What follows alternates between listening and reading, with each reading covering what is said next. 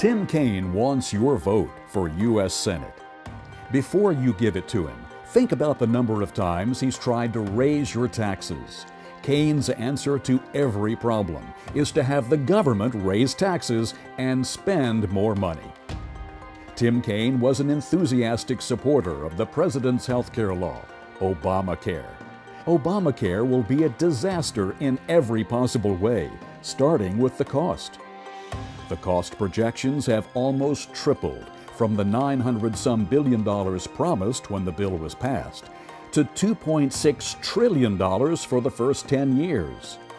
The 20 new taxes to pay for Obamacare haven't all kicked in yet, so you're not feeling the pain, but you will.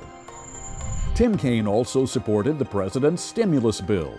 Kaine claimed it would put America back to work. But unemployment has never gone below 8% since the bill was passed. What did we get for $821 billion in stimulus spending? Unemployment stubbornly stuck above 8%. The stimulus bill didn't work, but Tim Kaine supported it. In his 4 years as governor of Virginia, Tim Kaine increased state government expenditures by $9.3 billion, 23%, far outstripping inflation. He worked to expand eligibility for costly entitlement programs. Kaine is a self-declared friend of big labor, including public sector unions with their big wages and big benefits packages, of the kind the people of Wisconsin rightfully rejected recently. Tim Kaine was the first governor of Virginia to appoint a labor leader to his cabinet.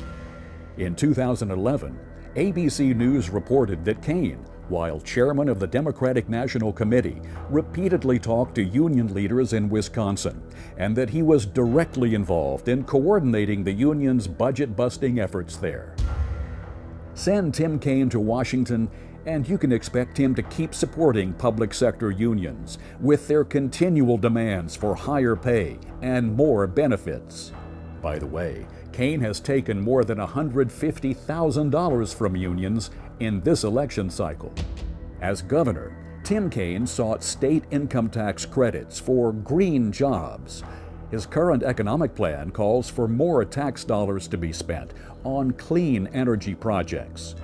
How anyone could propose to throw more money at green energy projects after the Solyndra scandal is truly mystifying. As is well known, Solyndra went bankrupt in the very month government officials knew it would.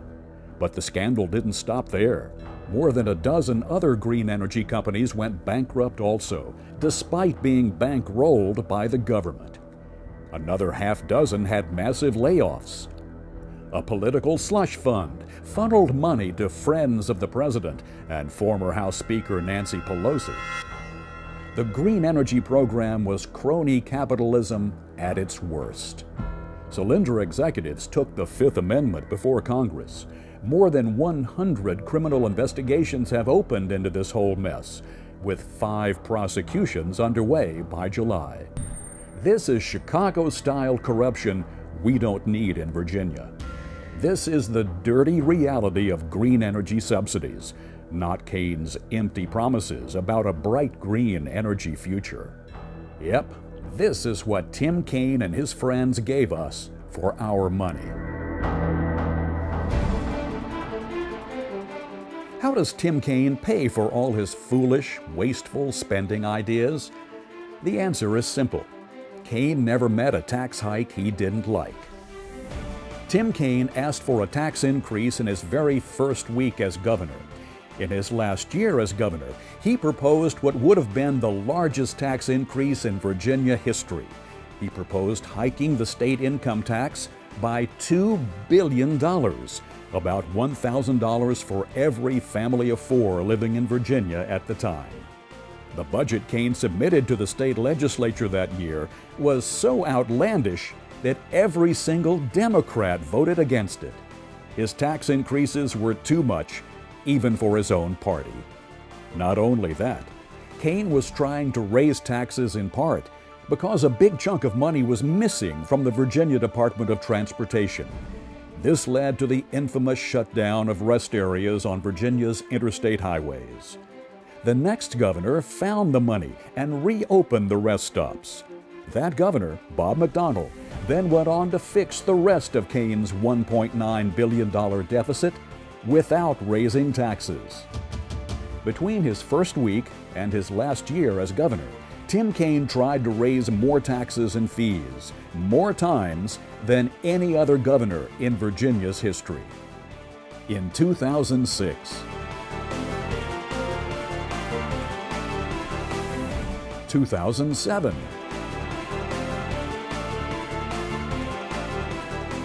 2008. So what would Kaine do as your senator in Washington? Vote to raise your taxes, of course. He's already talked about raising Social Security taxes and starting a new internet tax. We don't need a U.S. senator like Tim Kaine, whose answer to every problem is to raise taxes. It's time for government to live within its means. It's time for Tim Kaine to get his hand out of our wallets. Tim Kaine has been a cheerleader for President Obama's budget-busting policies from the start. Some $5 trillion has been added to the national debt since Obama took office. And you know what? In 2006, Tim Kaine criticized government spending. Good question, Mr. Kaine. Why don't you answer it yourself? And don't forget Tim Kaine's record as governor of Virginia.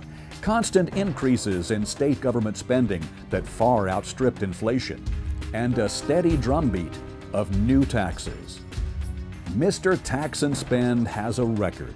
He can't run from his record, and he can't hide. Tim Kaine, Mr. Tax and Spend, is the wrong man at the wrong time.